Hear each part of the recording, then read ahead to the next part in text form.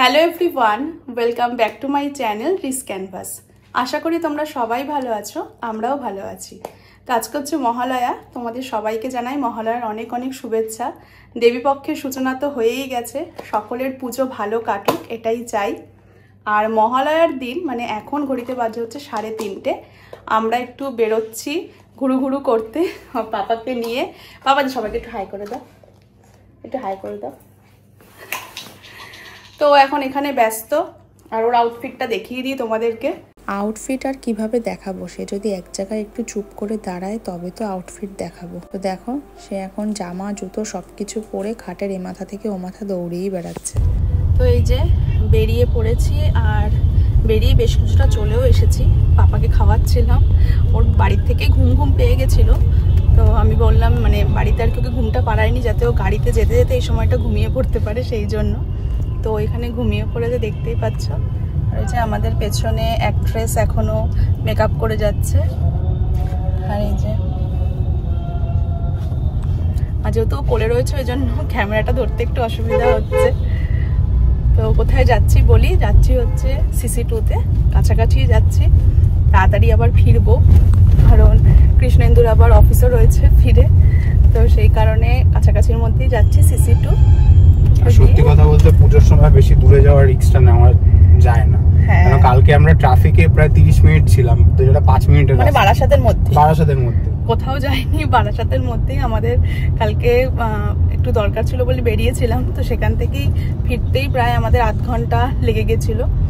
তো যাই হোক, চলো যাই।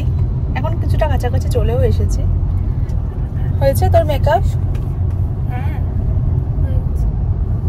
আর আজকে কিন্তু আমরা রাস্তা সেরকম জ্যাম পাইনি, আধ ঘন্টার মধ্যেই আমরা পৌঁছে গেছি সিটি সেন্টারে। আর যেহেতু বললামই গাড়িতে উঠে পাপা তো ঘুমিয়ে পড়েছিল, কিন্তু তাহলে কি হবে, ওর তো ঘুমটা ঠিকঠাক হয়নি, আর সেই জন্য ও প্রচণ্ড পরিমাণেই কান্না করছে, ওর মুডটাও ভালো নেই।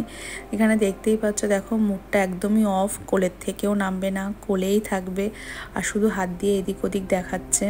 আবার এদিকে তোমাদেরকে হাই করে দিচ্ছে ও। আর তোমরা আমাকে অনেকেই কমেন্ট করে জিজ্ঞাসা করছো যে আমি কি চুলে স্মুথনিং করিয়েছি নাকি। তো না, আমি চুলে স্মুথনিং করাইনি, আমি চুলে একটা প্রোটিন ট্রিটমেন্ট করিয়েছি, ন্যানোপ্লাস্টিয়া। তো যেটার কারণে চুলটা এখন কিছুটা এরকম স্মুথনিংয়ের মতোই দেখতে লাগবে। ওরা তো বলেছে ঠিকঠাক করে স্পা করলে আর বাড়িতে মেনটেন করলে 6 মাস 7 মাস এরকমই থাকবে। তো দেখা যাক কতদিন কি থাকে। যেহেতু ছোট বাচ্চা নিয়ে, তো সবসময় তো আমার পক্ষে চুল খুলে রাখা একদমই সম্ভব হয় না। আর আমি করার পর থেকেই চুল বেঁধেই রাখছি, কারণ পাপাকে নিয়ে সবসময় চুল খুলে রাখা সম্ভব নয়, আর যা গরম। তো যাই হোক, দেখো আমরা এখন চলে এসেছি এখানে পাপার জন্য জুতো কিনতে। ওর জন্য জুতো কেনার ছিল, তো ভাবলাম যেহেতু সিটি সেন্টারে এসেছি তাই জুতো দেখে নিই একবার। লিটল শপে গেছিলাম, বাট আমাদের খুব একটা জুতো পছন্দ হয়নি। তবে এটা জুনিয়র থেকে ওর জন্য জুতো কিনেছি, বেশ ভালো জুতো ছিল, পছন্দও হয়ে গেছে। আর এখন দেখো আমি একটু ওকে নিয়ে দাঁড়িয়েছিলাম ছবি তুলবো বলে, বাট এই যে এখানে ওর হাতটা মোছানোর জন্য আমি ওয়েট টিস্যু নিয়েছিলাম, আর সেটা নিয়েই ও এখন আমার মুখ মুছিয়েই দিচ্ছে সমানে। আর এখনও একদমই এক জায়গায় দাঁড়াতে চায় না, ওর যে একটু সুন্দর করে ফটো তুলবো সেটাও আমরা তুলতে পারি না। যখনই আমরা ওকে দাঁড় করিয়ে দিই কোথাও ফটো তোলার জন্য, ও সঙ্গে সঙ্গে দৌড়ে আমাদের কাছে চলে আসে। আর এখনও দেখো সেরকমই করছে, ফটো তো সেরকমভাবে কিছুই তুলতে পারছি না। আর সেদিনটা প্রচণ্ড গরম ছিল, আর CC2 এর বাইরে সত্যি ভীষণ গরমও লাগছিল। কিন্তু কে জানতো বলো যে এরপরে এরকম পরিমাণে বৃষ্টি হবে আর সমস্ত কিছু একদম নষ্ট হয়ে যাবে। সত্যি কথা বলতে পুজোর মধ্যে বৃষ্টি কিন্তু একটুও ভালো লাগে না। আর তার উপর যেভাবে বৃষ্টি হচ্ছে, যেভাবে সমস্ত কিছু ক্ষয়ক্ষতি হচ্ছে, সেটা সত্যিই ভীষণ খারাপ লাগছে। তবে চাইবো আর যেন বাকি দিনগুলোতে পুজোয় বৃষ্টি না হয়। প্রত্যেকটা বাঙালি আমরা এই দিনগুলোর জন্য অধীর আগ্রহে অপেক্ষা করে থাকি। তো যাই হোক, তোমাদের সাথে কথা বলতে বলতে এখন আমরা চলে এসেছি ওরিয়েন্টে। আমাদের সেরকম বেশি কিছু করার প্ল্যান ছিল না CC2-তে।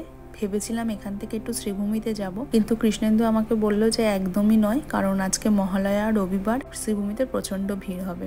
বাড়িতে আসার পর কিন্তু সেটাই দেখলাম যে শ্রীভূমিতে সত্যিই প্রচন্ড ভিড় হয়েছিল।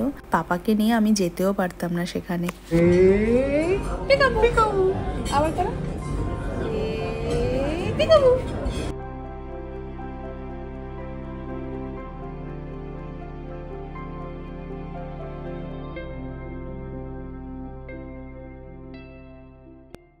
আর আমাদের খাবার চলে এসেছে, আর পাপার জন্য কিন্তু বাড়ির থেকে আমি চিকেন স্যুপ করে এনেছিলাম। আর তোমরা হয়তো ভাবছো যে ও মোবাইল দেখে খাচ্ছে, তবে বাড়িতে কিন্তু ওকে আমি একদমই মোবাইল দেখে খাওয়াই না।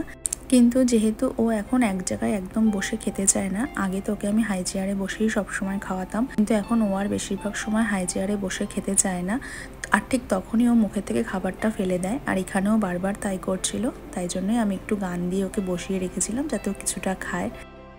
আর এখন আবার ও দেখো ওর বেবির থেকে এখানে একটু চাউ নিয়ে টেস্ট করে দেখছে। আর আমাদের খাওয়া ডান, আর এখন আমরা বেরিয়ে গেছি আর বাড়ির দিকে এবার রওনা দিয়েছি। আর পাপা গাড়িতে যাওয়ার সময়ও কিন্তু ঘুমিয়ে গেছে, আবার দেখো এখানে ফেরার সময়ও কিন্তু ও আবার ঘুমিয়ে বাড়ি ফিরছে। তাহলে চলো ভিডিওটাকেও এখানেই এন্ড করছি। দেখা হবে তোমাদের সাথে অন্য পুজোর ভিডিওতে। ততক্ষণের জন্য সবাই ভালো থেকো, সুস্থ থেকো, সবাই পুজো ভালো করে কাটিও। আর হ্যাঁ, ভিডিওগুলো একটু লেটে যাচ্ছে, তোমরা প্লিজ সবাই পাশে থেকো, সাপোর্ট করো।